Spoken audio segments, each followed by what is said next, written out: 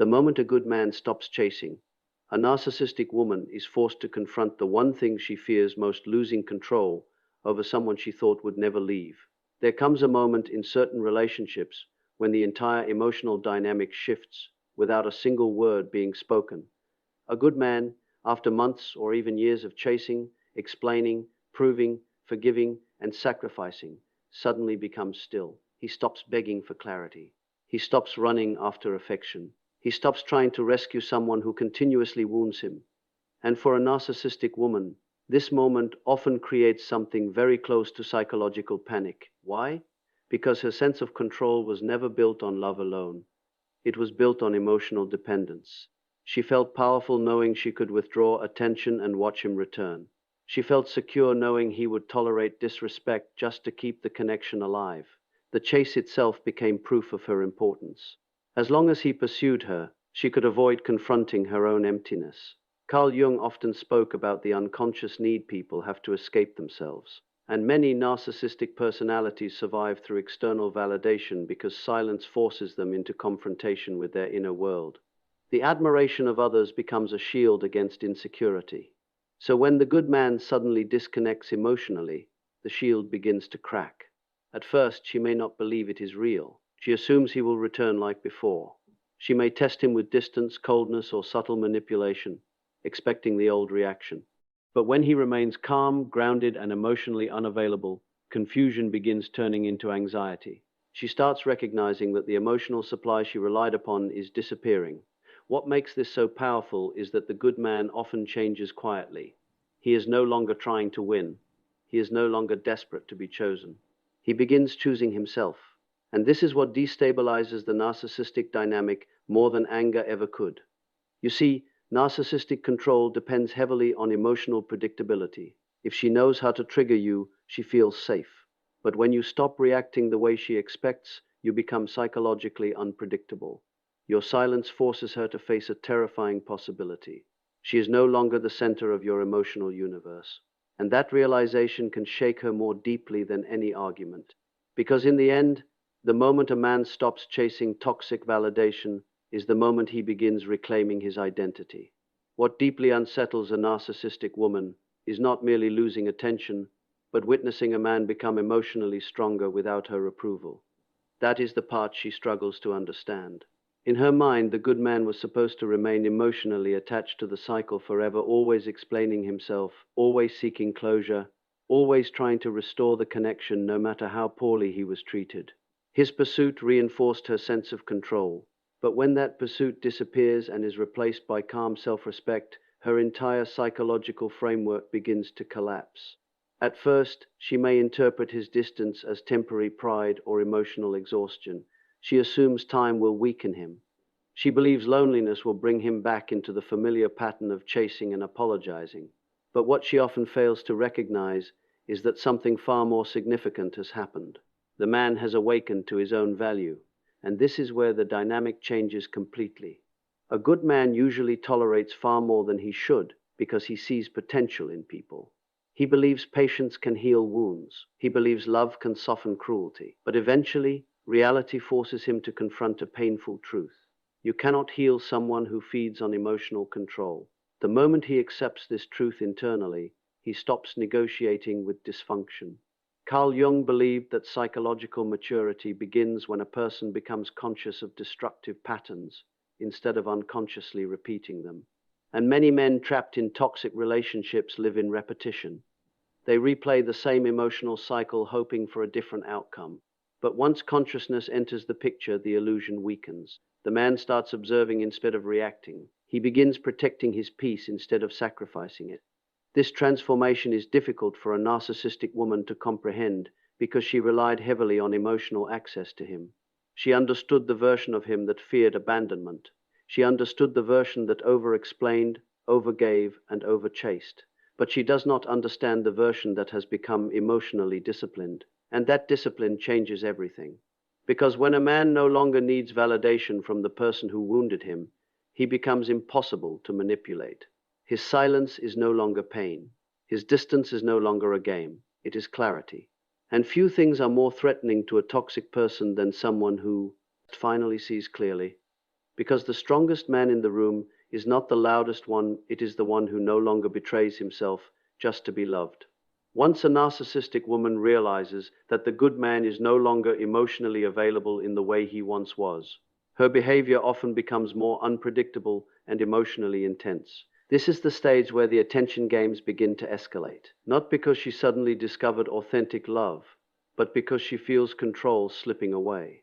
And for someone who depends on emotional dominance to feel secure, losing control can feel like losing identity itself. You will often notice a sudden shift in energy. The woman who once appeared distant may become unusually attentive. The person who ignored messages may suddenly begin reaching out constantly. There may be emotional confusion, mixed signals, indirect jealousy tactics, subtle attempts to provoke insecurity, or carefully timed displays of vulnerability. To an unhealed man, these behaviors can appear romantic, but psychologically they are often reactions to the fear of losing influence.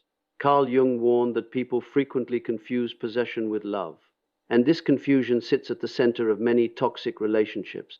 A narcissistic personality may not truly miss the man himself as much as she misses the emotional certainty he provided. She misses knowing someone was emotionally orbiting around her. She misses the reassurance that no matter how cold, distant, or manipulative she became, he would still return.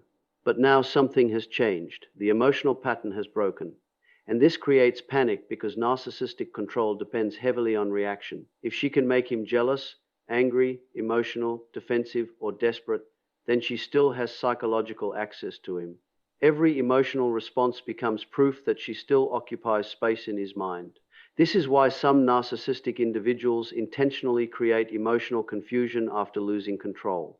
Chaos becomes a strategy for re-entry, but the truly dangerous moment for the narcissistic dynamic is when the man stops participating emotionally. He observes instead of reacting. He listens instead of defending.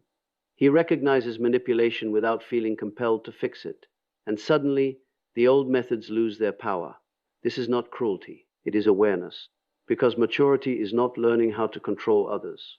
Maturity is learning how not to be controlled by unresolved emotional needs within yourself. The good man begins realizing that peace is more valuable than emotional addiction disguised as passion. And once a man discovers the strength of emotional discipline, manipulation starts looking painfully obvious. Because the moment you stop reacting to toxic games is the moment the game begins to die. One of the deepest ironies in narcissistic relationships is that genuine value is often recognized only after it is gone. While the good man is present, patient, loyal, forgiving, emotionally available, his consistency can become invisible to a narcissistic woman. Not because it lacks worth, but because familiarity removes the emotional excitement she unconsciously craves. Stability feels ordinary to someone addicted to control, validation, and emotional drama.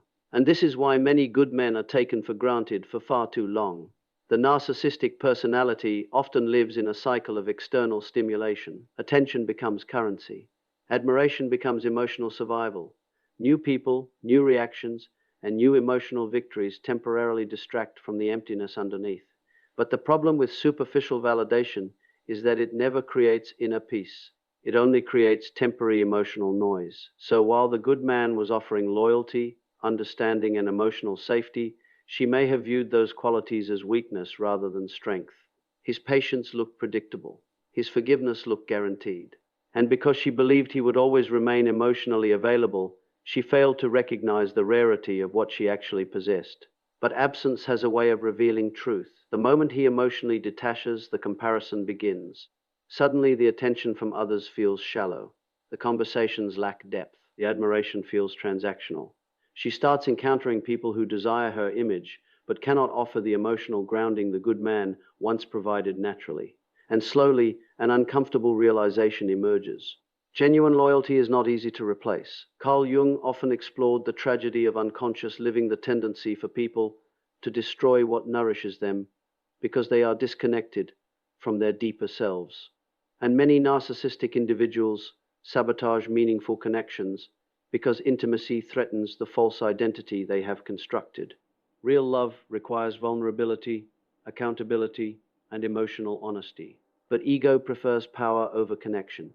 So by the time she recognizes the value of the man, she lost, he is often no longer emotionally reachable in the same way.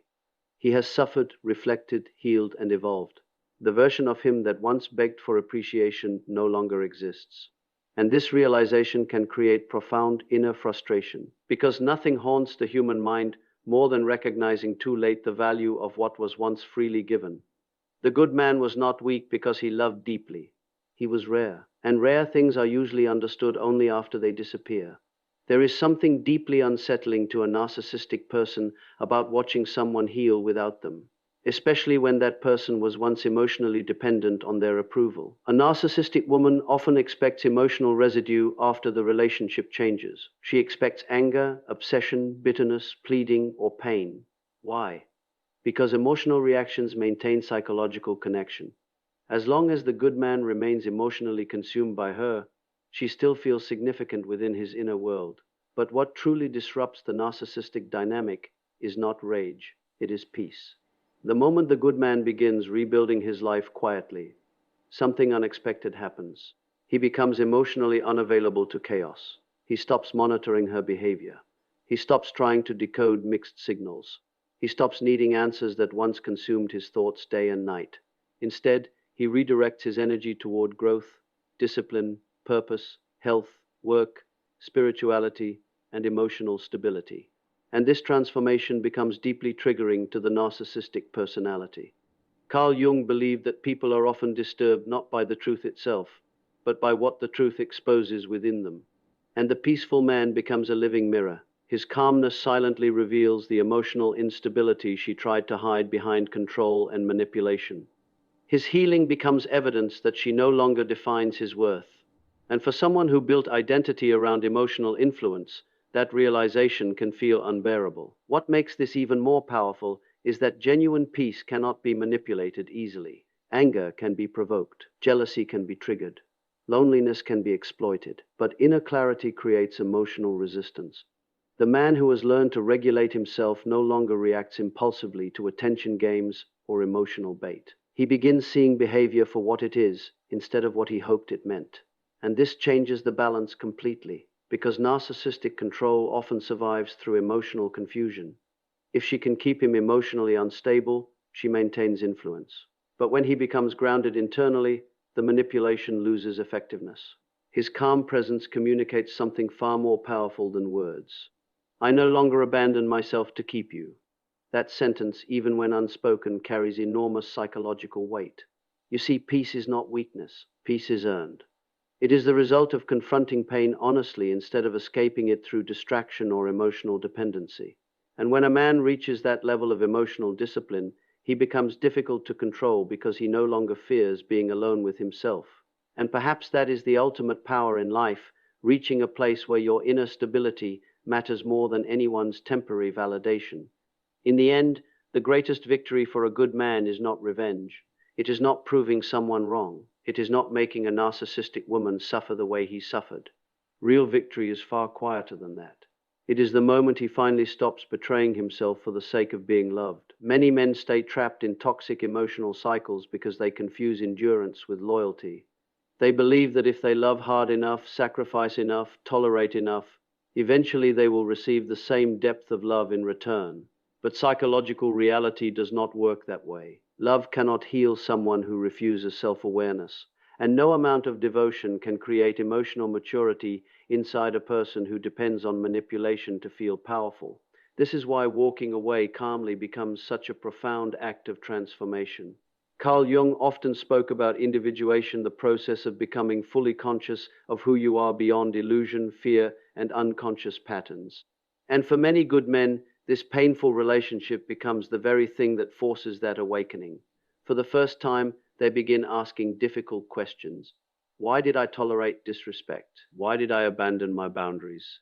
Why did I seek validation from someone incapable of giving healthy love consistently? And those questions become the beginning of wisdom, because true strength is not emotional aggression. It is self-respect. It is the ability to remain grounded when someone tries to provoke chaos within you. It is the courage to release what damages your spirit, even when part of you still feels emotionally attached. Most people never reach this level because it requires confronting loneliness, grief, and uncomfortable truth without escaping into denial. But the man who survives this process emerges different. He no longer chases people who enjoy being pursued more than they enjoy loving. He no longer confuses intensity with intimacy. He becomes more intentional with his energy, his attention, and his emotional investment. And perhaps most importantly, he stops measuring his worth through someone else's ability to appreciate him. That is the real liberation. Because narcissistic dynamics survive only when one person is willing to abandon themselves to maintain the connection. The moment the good man chooses dignity over emotional addiction, the entire structure begins collapsing. Not because he became cold, but because he became conscious. And consciousness changes everything. At some point in life, every man must decide what costs more, losing the relationship or losing himself trying to save it.